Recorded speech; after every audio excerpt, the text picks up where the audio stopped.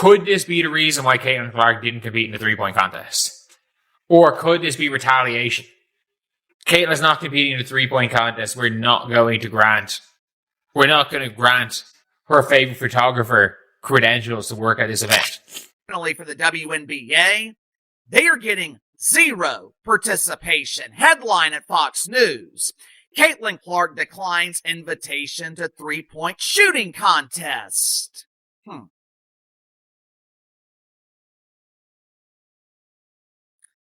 I wonder why. I wonder why Caitlin Clark would decline this invitation. I wonder why Caitlin Clark would decline the opportunity to elevate the WNBA. I wonder why Caitlin Clark would decline the opportunity to boost viewership on ESPN, which is the network with the unfortunate responsibility of... I'm not going to say individual photographers, but in terms of well-known WNBA photographers, she is the most well-known of people that is their focus. And yes, obviously, there is a serious focus on Caitlin Clark when it comes to Brie. And I'm not going to pretend there's not. The WNBA denied credentials to Caitlin Clark's personal photographer for All-Star Weekend. Not delayed, not lost the paperwork, denied. Meanwhile, other players walked their own photographers and content people through the same doors without a single issue. That's the story. That's the whole thing sitting right there in front of us, and once you line it up next to what happened just days earlier, it stops looking random real fast. Caitlin Clark, well, the first year she was a rookie. She didn't want to do it. Last year she was obviously hurt. And this year, what's going on? Must be that she's only shooting just north of 30% from behind the arc. The answer is emphatically wrong on that. That has nothing to do with it. And here's the thing. Sabrina Ionescu is not participating this year. Yes, she has participated in the past. This year, though, she has been encountering back soreness. Oh, coincidentally, who else has had some back soreness? That's right, Caitlin Clark. Maybe she's learning from someone before her that, things like this could re-injure or re-aggravate things. This is not an excuse, folks. It's just the healthier option. Okay, it has nothing to do with where she's shooting, what her shooting percentage is from behind the arc. I mean, how uneducated do you have to be to think that's the reason? No. Because here's what happened right before that. Caitlin Clark was invited to play in the 2026 three-point contest during All-Star Weekend, and she said no. This isn't new for her. She skipped it back in 2024 too, and she was actually set to play last year before an injury pulled her out. So turning it down isn't some shocking act of disrespect toward the league. It's just a player managing her own body during a long, grinding season. Sabrina Ionescu said no too. So did Kayla McBride.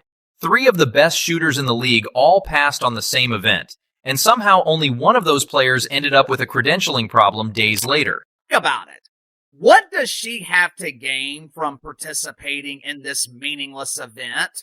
If she wins, she will be criticized. I'm so tired of this white privilege.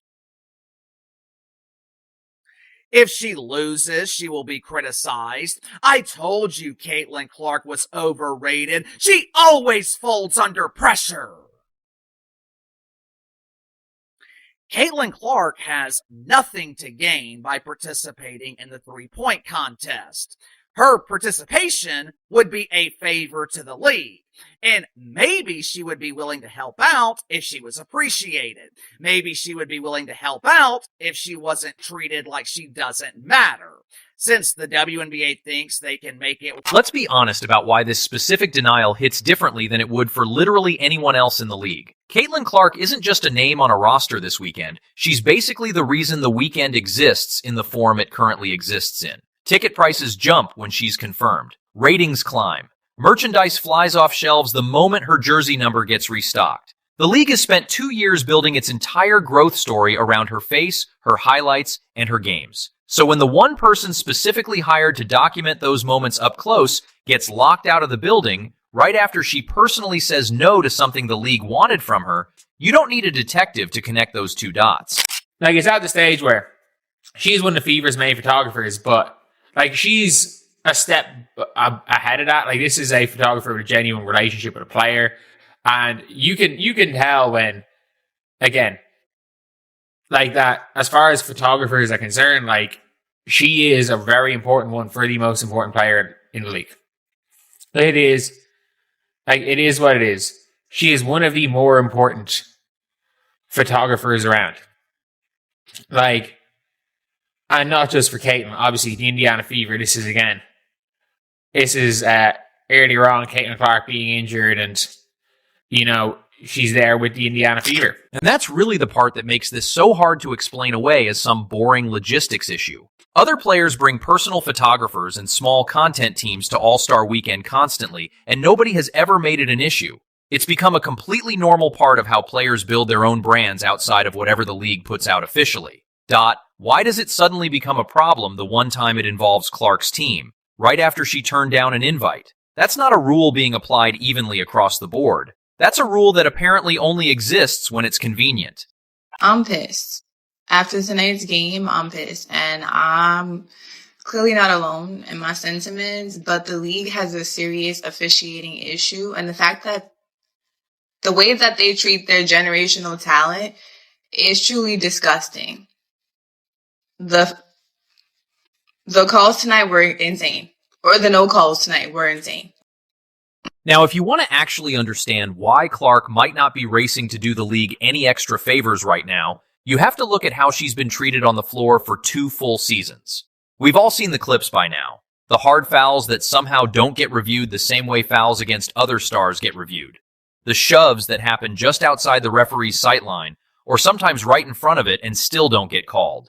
She's been knocked to the floor, elbowed, and talked down to on national broadcasts. And more often than not, the league's actual response has amounted to a whole lot of nothing. These WNBA women are 100% jealous of Caitlin Clark. You cannot sit here and look me straight in the eye and tell me that this girl, Caitlin Clark, who put your sport on the map, who pays your bills, who is your meal ticket, is the 11th best guard in the WNBA. You can't sit here and look at me in the eyes with a straight face and say she's the 11th best guard. This doesn't have anything to do with skill. This doesn't have anything to do with how she plays on the court. This has to do with they can't stand how much of an impact she has had on the WNBA. They can't stand that she has put their sport on the map and that she made their sport relevant. Yes, there's been plenty of other legends before her, but they never ever had the impact like she has. You'd think a league that depends this heavily on one single player's popularity would go out of its way to protect her physically, the same way other leagues protect their biggest attractions. Instead, it's felt like the opposite more often than not. Analysts have pointed out specific plays where the same contact against almost any other star gets whistled immediately, but against Clark, it just gets a shrug and play continues. So when people wonder why she isn't jumping at the chance to do the league a favor with an extra event on her calendar, that question kind of answers itself before you even finish asking it.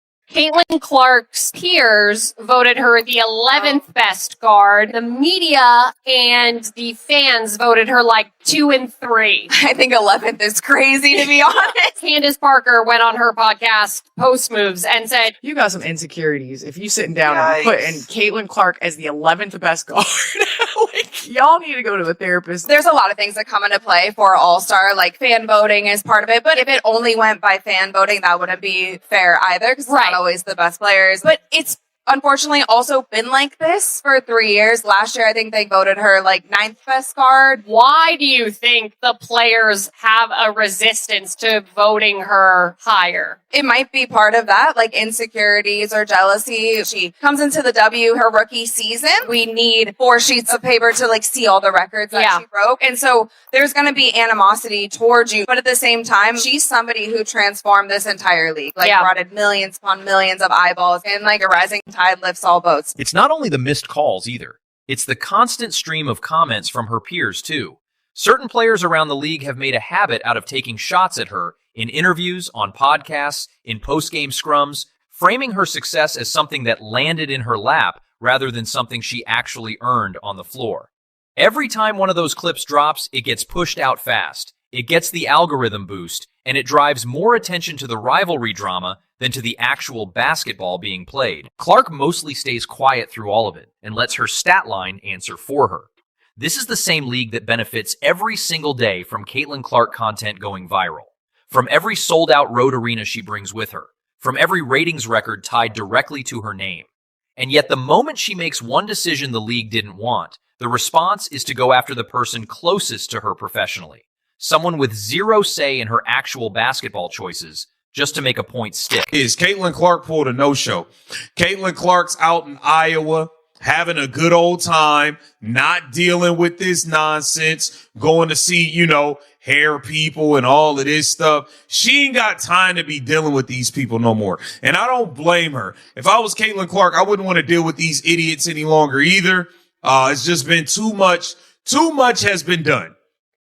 Too much has been done. Caitlin Clark pulled a absolute no-show. Here she is in Iowa. Okay. She said, I'm not going. I'll catch y'all. I'll catch y'all when I catch y'all. I might just show up. I might not show up to All-Star Weekend until 10 minutes before the game.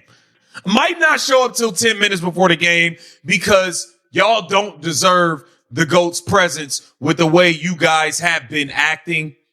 I don't blame. Now, to be completely fair here, because this only works if we're fair about it, nobody is saying Clark owes the league her participation in every single event just because she happens to be the biggest draw in the building. Skipping a skills competition is a completely normal athlete decision. Rest matters. Load management matters, especially heading into the stretch run of a long season where every extra rep on tired legs adds up. If she wanted a lighter weekend and decided the three-point contest wasn't worth the wear and tear, that's a reasonable call that shouldn't need a formal explanation to anybody watching from home. The problem here was never the no. The problem is what allegedly happened right after the no.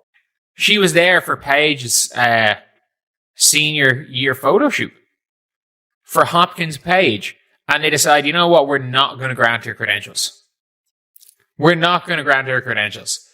And it's funny where there are a lot of people when it comes to a scenario that are like, could this be the reason why Caitlin Clark didn't compete in the three-point contest? Or could this be retaliation? Caitlin's not competing in the three-point contest. We're not going to grant her favorite photographer credentials to work. And that's exactly where the silence from the league office becomes impossible to ignore. Nobody in an actual position of authority has stepped forward with a clear, direct explanation for why this specific photographer, out of everyone who applied for media access that weekend, ended up on the outside looking in. Whenever reporters have pressed league representatives on smaller controversies before, the answers tend to stay vague, full of phrases like, "We're reviewing the situation," or "Credentialing goes through a standard internal process." Nobody has actually named the standard being applied here, She doesn't do the back and forth on social media. She doesn't fire off a statement calling anyone out by name. She just keeps showing up to shoot-arounds, keeps doing her media availability, and lets everyone else argue about it on her behalf. That restraint is admirable in one sense, but it also means the league gets to sit in silence too, because there's no direct confrontation forcing them to answer questions on camera. If Clark isn't going to publicly push back, reporters have to be the ones asking why her photographer specifically got left off a list that other players' teams cleared without any issue. This year in the All-Star Game. But first, like, follow, and subscribe for more Fever information as it becomes available. All right, let's snap into it, shall we? Well, Caitlin Clark, the first year she was a rookie. She didn't want to do it. Last year she was obviously hurt.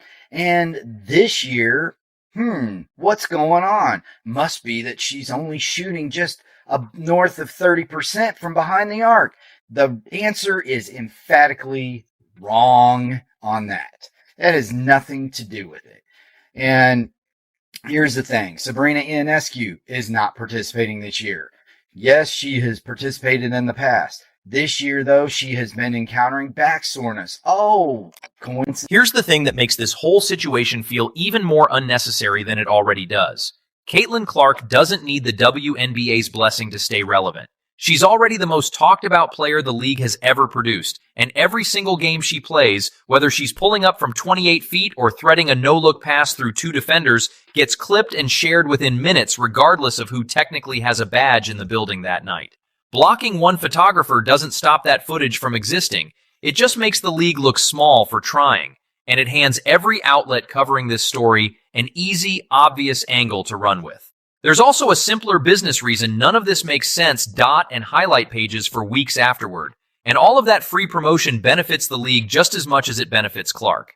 Cutting off one of the people best positioned to produce that content doesn't punish her in any meaningful way. It just means less high-quality footage circulating out there with the league's own logo in the background, which is a strange thing for a marketing department to willingly give up over a personal grudge. Players. Caitlin Clark is the straw that stirs the WNBA drink.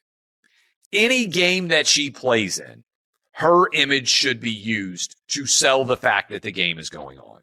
Period. End of story. Just like Michael Jordan, just like LeBron, just like Kobe. This is not particularly complicated. The WNBA's refusal to acknowledge this is symptomatic of their woke mind virus and their identity politics. And they don't want, this is the truth, they don't want a white heterosexual woman to be the face of the WNBA. And so they are desperately trying to find other people to be the face of the WNBA. Guess what? Nobody cares. If you have a star, everyone makes more money. Ride them for. Compare that to how a lot of other leagues handle their marquee stars when disputes like this come up. In the NBA, when a superstar has friction with the league over something like media access or event participation, you generally see some kind of quiet resolution happen behind the scenes within days, because nobody wants a billion-dollar relationship souring in public view for weeks at a time. The WNBA, by contrast, has let this story sit out in the open for days now without a real answer, which either means the decision was smaller and dumber than it looks, or it means somebody inside the league genuinely didn't think through how bad the optics would be once this got out. So let's zoom out for a second and its overall relevance in the wider sports conversation, and then turning around and treating that exact same player like she's replaceable the moment she doesn't do exactly what's asked of her. That is not how you build loyalty with your single biggest asset. That is how you slowly, steadily push her away, one small retaliation at a time. That's how you do it. You stay quiet. You don't get the refs too much. You just hoop. You just hoop. You show them who you are. I know injuries and stuff, and the media and all these people coming at you. It can get frustrating. You can hear the noise, but the great ones, they battle it out. They excuse the noise and they do what they got to do and put their team on their fucking. Think about this from her side for a moment, because it's worth actually sitting in that perspective instead of just watching from the outside. You're the reason arenas that used to sit half empty are now selling out on the road, sometimes months in advance. You're the reason national broadcast numbers ballooned into figures nobody inside the league predicted just a couple of years back. You're getting hit harder and defended less than most of your peers, with very little real pushback from the people whose entire job is protecting the integrity of the games you're playing in. The apparent response is to go after the one person closest to you professionally who had absolutely nothing to do with that decision, just to make a point. That's not the behavior of an organization trying to build a real, healthy, long-term relationship with its biggest star. That's the behavior of an organization more concerned with control than with actually earning her goodwill over time. The WNBA, they just keep driving into a wall at full speed with Caitlin Clark. They now have a commemorative poster of 30 years of the WNBA. Caitlin Clark's not on. And it's not just like an ode to the veterans that started the league. Paige Beckers and Angel Reese are on it. And Caitlin Clark's not. When she broke into the league, you moved her road games to bigger arenas to accommodate the fans, and she's not on the 30-year poster.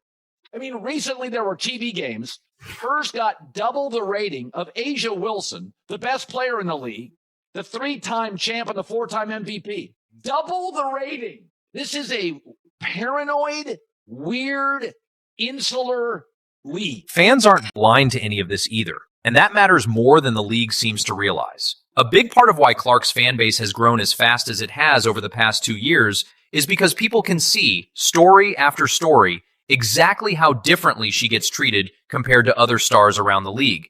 And a moment like this one just adds another data point to a pile that's already stacked pretty high. When you deny credentials to the one person specifically hired to document a player's best moments, right after that same player turns down an invitation from you, you're not sending some subtle, easily missed signal dot.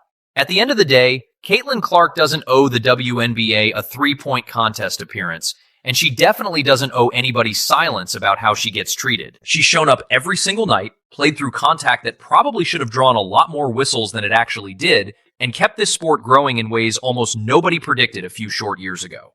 If the league's answer to a simple, polite no thanks is to lock her own photographer out of the building, that says a whole lot more about the WNBA's priorities right now than it does about hers.